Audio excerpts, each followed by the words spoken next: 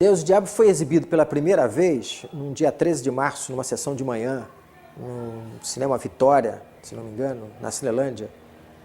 A data a gente não esquece por questões não só relativas ao filme, mas por questões relativas à história recente do país. Foi o dia do comício do Jango na Cinelândia. 10 dias depois dessa primeira exibição, o crítico Alex Vianney reuniu uma série de pessoas para discutir o filme, junto com o Glauber. E nessa discussão, o Glauber fez uma observação, no momento passou como uma coisa natural e, à medida que a gente vai se afastando dela, aparece como algo especialmente significativo, porque, num certo momento da conversa, ele disse que nós não deveríamos pensar que Deus e o Diabo na Terra do Sol era fruto apenas de uma ação individual dele, de um talento individual, de uma habilidade individual dele, mas que era fruto de um momento, fruto de uma época, fruto de um país. Quer dizer, era tanto dele quanto de todo um movimento cultural que naquele momento buscava algo que estava por ali. Quer dizer, a construção de uma cinematografia crítica, saída das condições do país, saídas da expressão popular do país e que discutisse de dentro, né?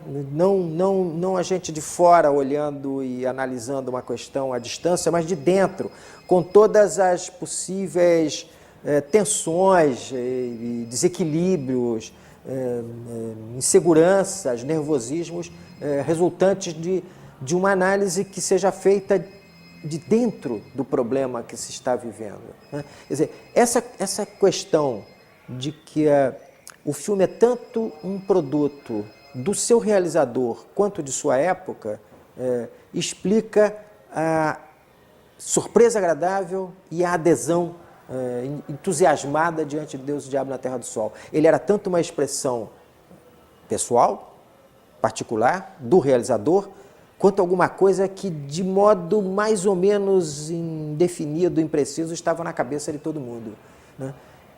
A ideia de que a expressão artística seja algo que realiza apenas parte do sonhado pelo realizador e que é complementada pela imaginação do espectador, que acrescenta, coloca nela, pega alguma coisa que está esboçada nela e complementa, é muito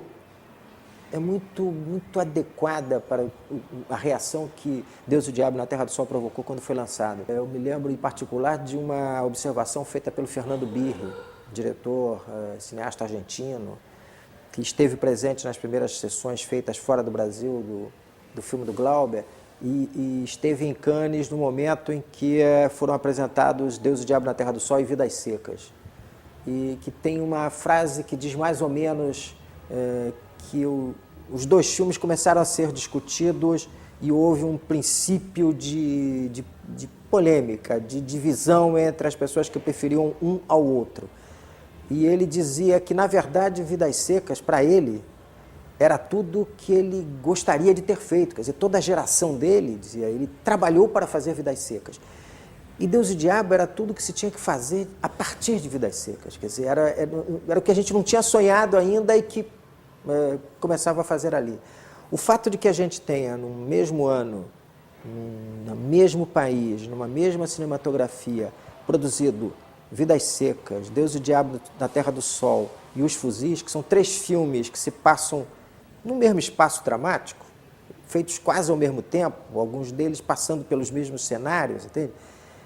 Faz com que cada um deles interfira na compreensão do outro e haja na compreensão do outro, porque, apesar da proximidade, apesar da semelhança de locais e de questões que estão discutidas, os filmes são muito diferentes entre si.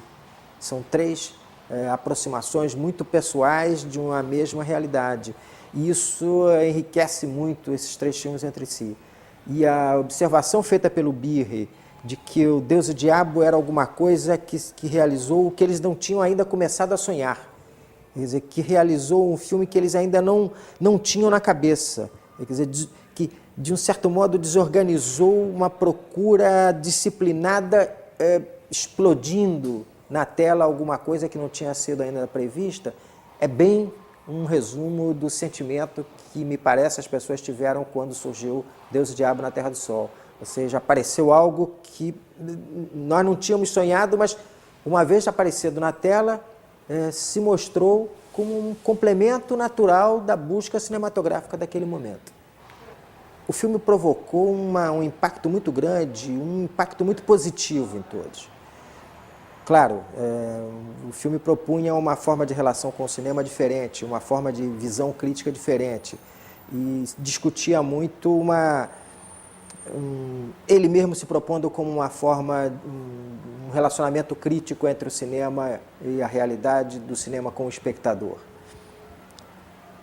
Eu me lembro muito particularmente, quer dizer, que quando saí da primeira sessão, eu já fazia crítica de cinema em alguns jornais. Na época eu estava no Jornal do Brasil, onde eu escrevia já sobre cinema, mas não escolhia os filmes sobre os quais eu ia escrever. E eu me lembro que eu tinha muito hábito naquele momento de, ao sair do cinema, no mesmo dia, tentar anotar algumas coisas para ter ainda muito viva na memória a emoção de ver os filmes. Nunca cheguei a publicar no momento as coisas que eu vi do filme, mas eu me lembro que eu escrevi uma série de notas a respeito da imagem, do plano em que o Corisco conta para o Manuel a conversa que ele, o Corisco, teve com o Lampião. Ou seja, aquele plano em que o Otton faz os dois personagens e contracena com a câmera se afastando, se aproximando, chegando para um lado, chegando para o outro. Aquela ideia da imagem que desenquadrava, entende? Que o personagem avançava e, num certo momento, saía de quadro, o quadro que não se organizava direito. Foi uma informação visual que me chamou muita atenção naquele momento.